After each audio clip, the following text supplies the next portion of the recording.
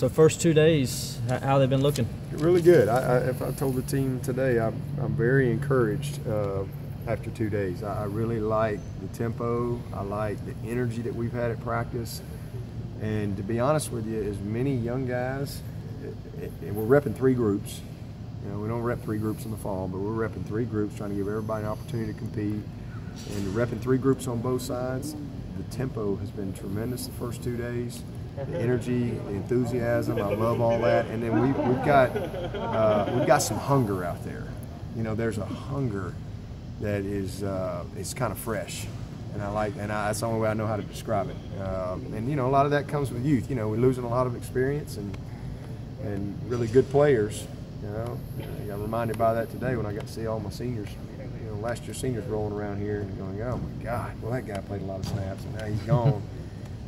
But you know, there's a hunger and innocence and energy that comes with those young guys, and so I like that, and it creates especially when they're the right kind of guys, you know, and because they're talented. We got a really talented group of young players on this team, not just the true freshmen that just got here, but the redshirt freshmen, some of those sophomores, redshirt sophomores, and so it's been a good couple days. We got a long way to go, but I can tell that they're studying, because we're not having to like stop practice. And I mean, you're talking about having 2 quarterbacks that I don't know anything, and we're able to kind of keep the momentum of practice and the tempo of practice going, you know, like we would hope to with some veteran guys. So I'm very encouraged with what I've seen so far. Obviously, you don't play in the game in shorts.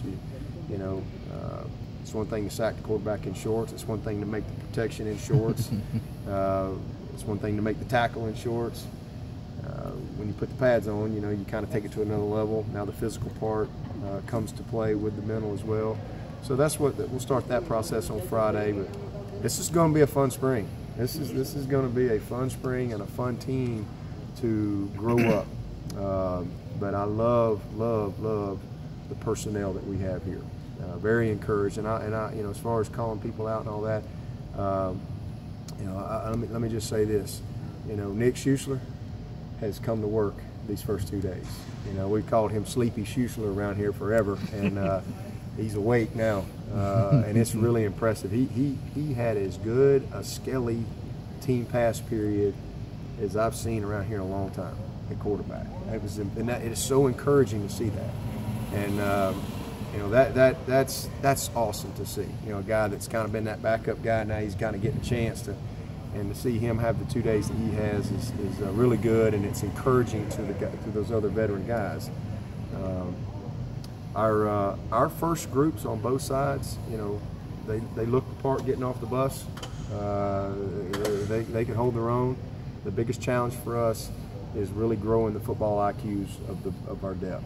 And so that we can really create that competition that we want mentally and physically. So a lot of work to do these next 13 days. You talk about competition. I know there are battles, position battles in August, but you're also game planning in August. You ain't game planning for anything the next 2 weeks. The depth chart is still very much unsettled. Don't you get some pure competition in the spring? Oh yeah. Oh my goodness. Just guys yeah. cutting it loose. Absolutely. Yeah. You know, we're just a lot more fundamental time, a lot more individual time, and there's competition in that as well. And then when we put the pads on, you know, we work against each other. We practice. We do some team separate installation type stuff, but we work against each other, good on good. And so you got Shaq Lawson grinding on Isaiah Battle, you know, every day. I mean, they both want to win. You know, and then you throw in a young guy like Mitch Hyatt and Albert Huggins, they both want to win, and both of them aren't going to win. And so the competition, the give and take, you know, making each other better, it's going to be a very competitive spring from that aspect. You know, just guys trying to fight their way somewhere on that depth chart, because the depth chart right now is really just worthless. I mean, we got to throw somebody's got to go out there to start practice, but yeah, we got a lot of opportunity for a lot of guys, and again, that's really brought the hunger, I think. You know, when you got a Grady Jarrett who's there, and maybe it's a young guy behind him, well, he's got a long battle in front of him. But when you got some unproven guys, and a lot of them, it really brings a competition that you love as a football coach. DJ Reader told me Monday night that he thought that Carlos Watkins looked closer to his 2013 form. Well, we'll see. You know, he looks great in shorts. You know, he's looked great out here. Love his energy, like him technically as he's done his drill work and all that. But you know, we'll put the pads on and we'll keep that evaluation going. But Carlos has got. I mean, we all know he's got to be a great player for us, and he certainly has the potential to be. He's a special talent and has a chance to you know, be as good as we've had come through here. You know, just talent-wise, if he'll put that commitment, work ethic, day in and day out grind with it, he's got all the tools. He's not lacking anything. He's his only limitation. Do you get the sense that the presence of those two hotshot freshman quarterbacks has maybe heightened a sense of urgency for Schuster? Well, I just think he's just, you know, he's a fourth-year junior. I mean, you know, he's been around here. He's played a little bit now. He's got a little bit of experience, and he's in a unique situation where for the first time in his career he's got a chance to be the guy, not just one of the guys. And I love how he's responded. I mean, in the weight room, in the meeting rooms, and especially out here on the practice. But there's no question, you know, you got two rookies that showed up, and you know everybody's fighting for a spot. So it's good when you see those veteran guys rise up to the occasion. You know, after 2 days, and listen, Tucker and Kelly, man, them two guys are, you know, we hit it on them. I mean, Tucker is savvy, got great instincts. He's you know, really gets it. Kelly is just oozing with talent. I mean, they're going to be fun to coach. Streeter's going to have a ball growing them old boys up. And then don't forget about this guy named Deshaun Watson. You know, he's repping every day. He stands right beside me. He has to read the signal, give me the call, tell me what the responsibility is. So he's mentally very engaged every single play. So it's going to be, I think, a blessing in disguise. I think we're all pretty confident in what Deshaun can do.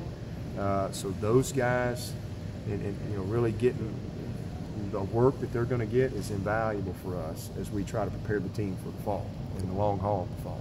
Staying with the guys on this team who've been stars in college football in the past.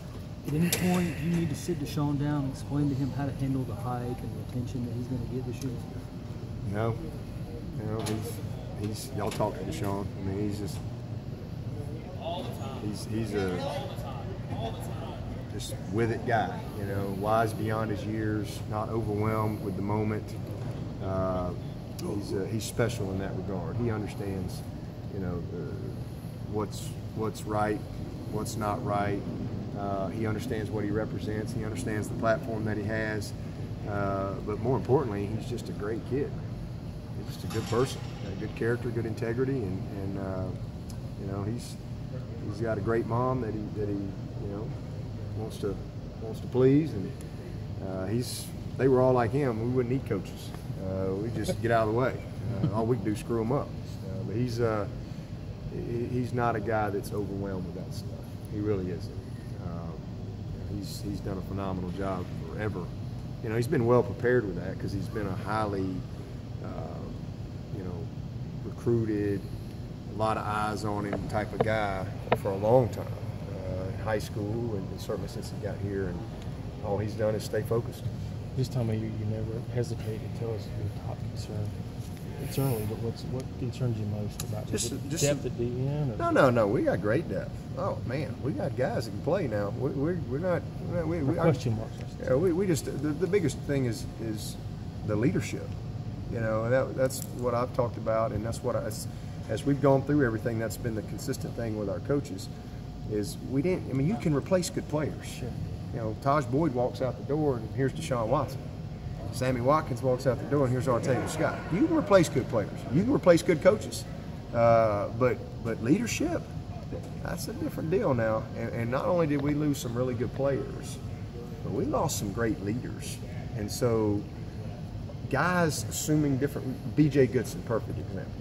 You know, he's a guy that's hung around with Shuey and Stefan and Tony, and he's just kind of been the other guy. Good player, really good player. But those guys have kind of led. Well, now, you know, those guys aren't here. So who's going to take that role? And that's at every position. So, you know, that to me